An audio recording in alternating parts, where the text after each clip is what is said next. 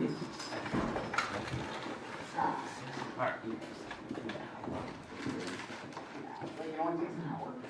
right, today we're going to take a few notes. We're going to talk about commission. We're going to talk about tips today. I want to do that one more time. Kind of show you the how to approach that, the shortcuts for doing that type of thing.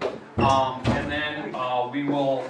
I'll give you some time where you can actually work on stuff today. I am going to hand out a practice guide today. We do have a test coming up next week. It's about Tuesday. Tuesday will be, or Tuesday or Wednesday. It'll be Tuesday, Wednesday kind of thing. Figure the 2 days. So we do have a test coming up. Homework that's due tomorrow, if you don't remember, that is your page 162, 134, 8 through 11.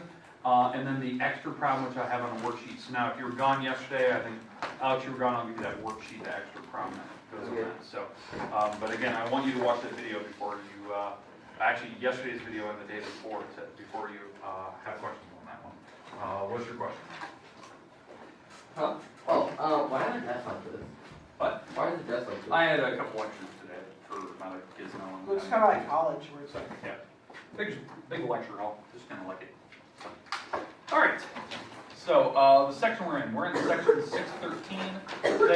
This is actually the last section of the chapter today. I want to start kind of the review process probably tomorrow, go on to Monday, and then Tuesday, Wednesday next week, kind of have a test. You will get your practice guides today, at kind of near the end of class. Don't lose them; they are due as worksheets next Wednesday, Tuesday kind of time frame. Tuesday preferably, but we'll start reviewing it tomorrow. But I do want to have them in your hands so you can actually look at them if you have time. But today we're talking about commission and tips. Now this is a section that we started yesterday. We started with commission and tips, and yesterday we kind of talked about what it is, like what you use it for, kind of the idea. So we're going to review that today. So we're going to do a quick review of this, and I want to show you a shortcut for doing tips. That was something we didn't spend a lot of time on yesterday.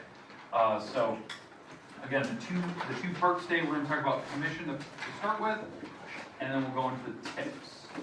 And that's where our shortcuts will come into play. Okay. Again, reminder, we do have homework, and that is due tomorrow. So homework due tomorrow. So that's one that will take you a while if you have not started that one yet. So just kind of be careful on that extra problem. That one takes a little while. So, all right. But before we start here, let's go through an example of commission on what we talked about yesterday. Now, commission, if you don't know, if you don't remember from yesterday, that's where if you're in some type of sales, it's kind of it's an extra incentive for making sales. It's actually a percent of the sale that you're actually receiving. So commission is a percent of sales that you receive as a bonus. That you receive. Okay? So that's the idea, right? All right. So that's what we're going to talk about. So we're gonna do commission on the sale. So let's say we're in some type of car sales, right? So we're going to be selling a car. So I think one of the items that we talked about, I think it was earlier this week or last week, somebody brought up a GMC pickup. I think that was one of the things. Was it yours? Okay. So how much was that GMC pickup? Roughly. 46. That's the champion. 46,000. Yeah. Let's say 46,500. I don't know. Let's just say, okay. All right. So let's say that that's the pickup we're gonna be selling to a customer, and we're part of this car sales, right? Let's say, for instance, you receive 3% of sales. So you get a 3% commission. That's what they call it, right? So when you sell that car, no matter how you negotiate it, right? You're going to receive 3%. So let's say we do a little bit of discussing with the salesman, person, whoever it is, man or woman, and you negotiate that preferably you want to pay $45,000 for that car. Because again, you can haggle. Maybe there was something that you didn't like about it. Maybe there was high mileage, or maybe it was just you checked, around the local areas and no one was selling the truck for this price. Maybe the local area car dealers basically all had their similar trucks at 45,000. Okay, and you say, hey, I want that car for 45. Okay, so what will happen? The car salesman will go back to back, talk to their managers. They're basically kind of waiting you out and letting you see if you're going to take the bait or not. They'll come back, they might tell you yes or no. It's usually no. We can offer you 46,000, not 45,000, or some number in between. You just stick with, hey, I'm 45, I can't go any higher than that. So then they go back, they talk, and usually they come back and they tell you yes, as long as it's not a ridiculous number. You can't buy the car for 40, they're not going to take that. It'll, 1,000 out here and there, they won't argue with you. So 45,000. So the idea is if let's say this person gets commission on that, 3%. You take the price of that vehicle, the 45 that you're going to purchase that, maybe this car sales person receives 3% commission. So you take 3% times 45,000, that is something like, what is that? 1,350. That is the extra money that you receive for making that sale. Now, typically, car sales, that type of thing, they don't receive an hourly pay. That's a typical thing for car sales. Their strict paycheck is based all on commission. Sometimes they get like a really low. Yeah. So it's even lower than typically like a waitress or waiter in that situation. I think we talked about yesterday, like commission for hourly rate for like somebody that's in like waitressing or a waiter would receive like half the normal hourly rate, the average rate across the nation. Which I think it was what did we talk about? $7.25, $7.30, something like that. For normal minimum wage. Car sales would receive lower than that because everything's based on the car sales. So that's why car sales personnel, they're very eager to make a sale. I mean, that's what they're living on. So that's a tough business because it depends on how the economy's doing. If the economy's not doing so well, car sales is not going to be happening. So that person is going weeks on end without making any sales. So that's just something to think about. End of the year, usually car sales go up. Around tax time, same thing. So there's certain times of the year when people actually want to go buy a car. But yeah, that's kind of what you're based on. So does that number make sense though? The commission, how you do that? Whatever the percent is, you take it times the number. Okay? Then you can actually figure out the difference. Now some car sales, like some companies, whatever this is, whatever you negotiated here, that comes out of your commission. So the idea is that if you agreed to go to 45,000, that difference that's here actually comes out of commission for what the sale was. Now, obviously, this number is $1,500, the difference here.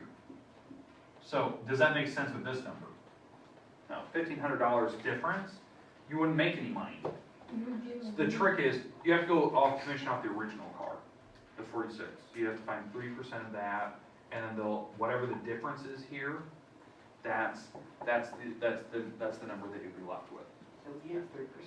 So you get 3%, of whatever's left for what you negotiated the difference at.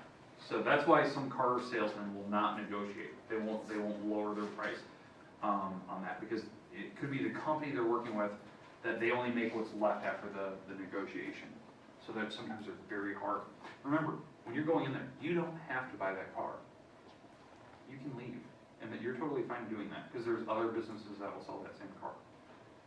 Around here especially, you can go anywhere, you can go online, you can go anywhere to find that specific car that you want, the same spec, everything. So if you want that truck, you can go to Clear Lake. You can go anywhere. Just don't always feel like you have to go with it. That's the number one thing that they try to pressure you with. And it's fake. Pressure is fake in that situation. Because these cars, they're mass produced. It's not the only one in the world. It's not a limited edition. If it was, it wouldn't be that price. All right. Now let's talk about tips. Tips, what we talked about yesterday. Tips is kind of it's kind of the same idea. It's, you know, it's for, you know, in terms of a waiter or waitress, it's the extra money that's involved over the bill. It's an extra pay on the bill. So that's what a tip is. Now, it's usually a percent. This is the problem. It's like tips are so, it's depending on the person that's paying it. It's not required to leave a tip. It isn't. You know, what we talked about yesterday is that, like, me personally, I won't go to a restaurant if I'm not willing to pay the tip. It's not going to happen. I know, I already accepted walking the door that I'm going to pay the tip. I've already accepted that. I know that I'm going to do that. Because that person, you know, this sometimes is what they live on. So I just can't do that to them. You know, they served me. I didn't have to do it myself. So that's just something to think about. So typical tips that when you talk to people, some people do 10%, some go up to 20 or higher, you know, it just depends. It's just totally random, whatever you wish to leave. Sometimes, like some people, like I think we discussed yesterday, some people base their tip on how expensive the bill was. That's fine, that's a strategy some people do. Me personally, I don't know why, it's just me. I always leave 20%. I just accept it. It's 20% no matter what. If that, you know, if that person did an excellent job, I may even go more than that. It's just, I just accept it's going to be 20. If there's a problem with, you know, with the waitress or waiter that I have, you know, I'm not gonna talk to them personally. I'll talk to the manager and make sure that they're aware of the situation so that it doesn't happen to somebody else. You know, that type of thing. But sometimes it's not the waiter or waitress's fault. It could be the cooks. Maybe they're overwhelmed. Maybe there's too much business. So you can't take it out on them. That's why I accept it's 20. So let's say, you know, I think yesterday we did something where maybe you went to Buffalo Wild Wings and your bill was $35. Okay? So you bought some wings, you know, you had some friends, you bought some of their food, and you're going to leave your tip at 20%. So this is what the bill came back as. You multiply by 20%, and that's the tip I'm willing to leave. Right? That's the tip that I'm going to put on the table in either cash or I'm going to write it on the, you know, the card if I use a debit card or credit card of some type. Right? So $35 times 0.2, that is $7. That's the tip that I'm going to leave for whoever it is. That's on top of the bill. If they So- change, you just round up. Yeah, so I usually do. I just kind of go to the whole number. So, but then the idea is that whatever this is, you know, the bill was $35. I'm adding $7 to it, so I'm actually going to pay $42 for my meal. And I just kind of accept that. This is something I do. So it's totally random. Did I need to leave 7? No. I could have left 5. Just, you know, I accepted I was going to leave 20%. So I just kind of do a quick calculation. Now I didn't tell you today. I want to show you a shortcut. It's the easiest shortcut I can ever tell you. Here's how I calculate my tip every single time. Okay, because what is the tip that I leave? 20%. 20%.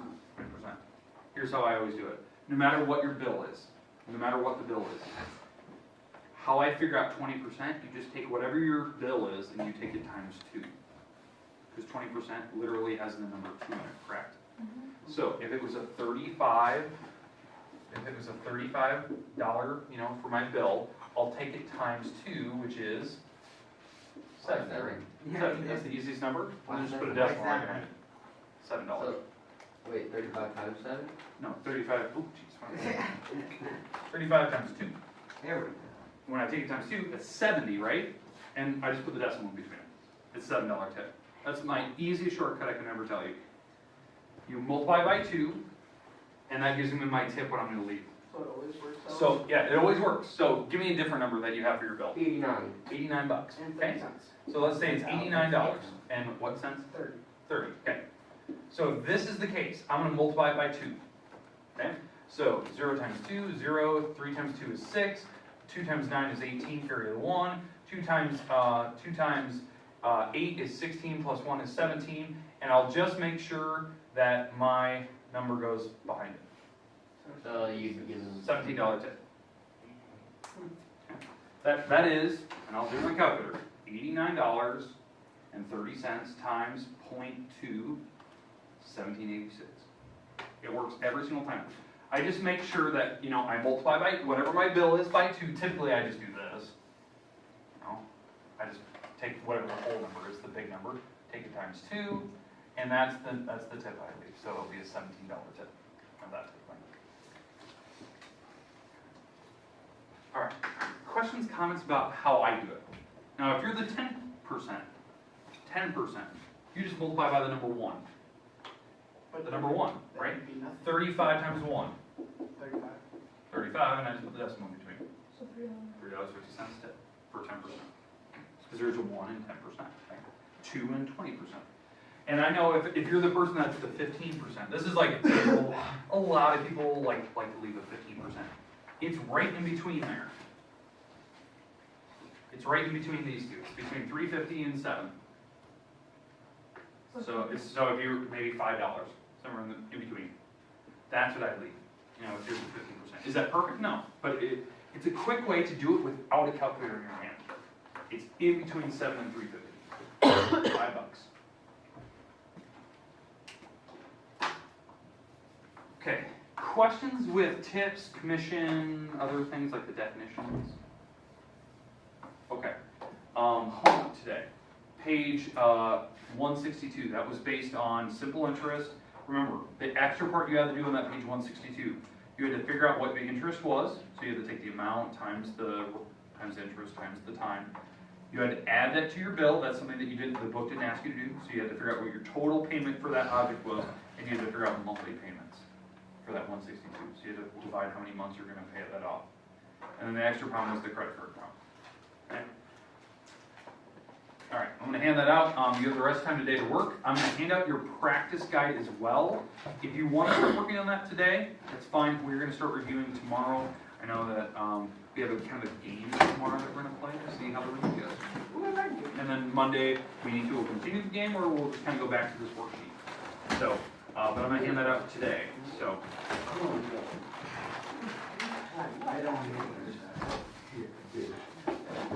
The rest of the time is yours. You get some time today to work, because I know that assignment will take you a while. And I'll make sure, Alice, that you can do that section from. I don't know where yours. I already got that. It takes you like a week and a half to get it done.